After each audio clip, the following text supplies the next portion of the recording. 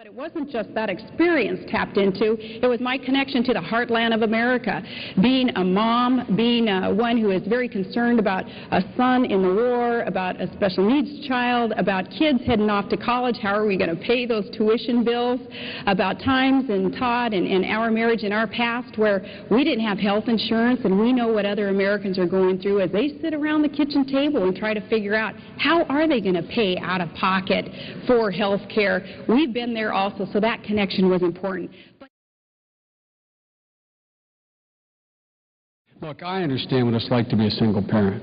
When my wife and daughter died and my two sons were gravely injured, I understand what it's like as a parent to wonder what it's like if your kid's going to make it.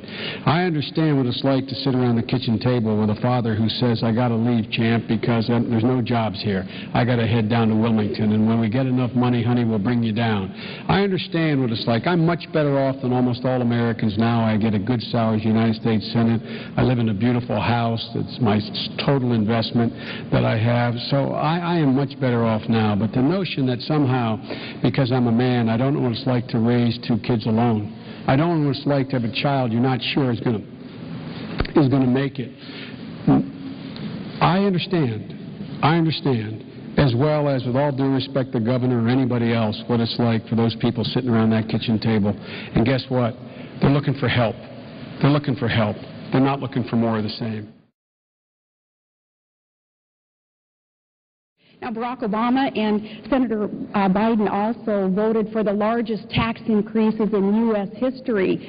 Barack had 94 opportunities to side on the people's side and reduce taxes, and 94 times he voted to increase taxes or not support a tax reduction. 94 times.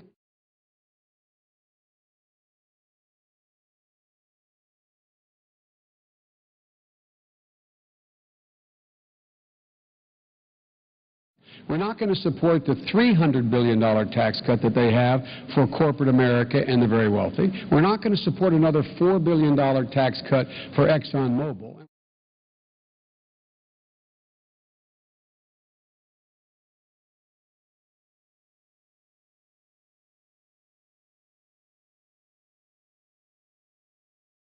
We have that track record of reform, and I've joined this team that is a team of mavericks with John McCain. I think that's why we need to send the maverick from the Senate and put him in the White House. That's what John McCain has been known for in all these years. He has been the maverick. As for disagreeing with John McCain and how our administration would work, what do you expect? A team of mavericks. And John McCain has been the consummate maverick in the Senate over all these years. Also, John McCain's maverick position that he's in.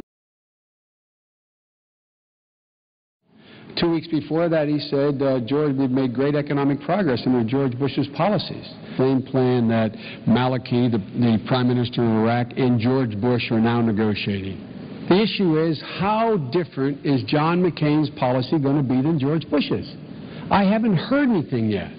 I haven't heard how his policy is going to be different on Iran than George Bush's. I haven't heard how his policy is going to be different with Israel than George Bush's. I haven't heard how his policy in Afghanistan is going to be different than George Bush's. I haven't heard how his policy in Pakistan is going to be different than George Bush's. It may be, but so far, it is the same as George Bush's, and you know where that policy has taken us.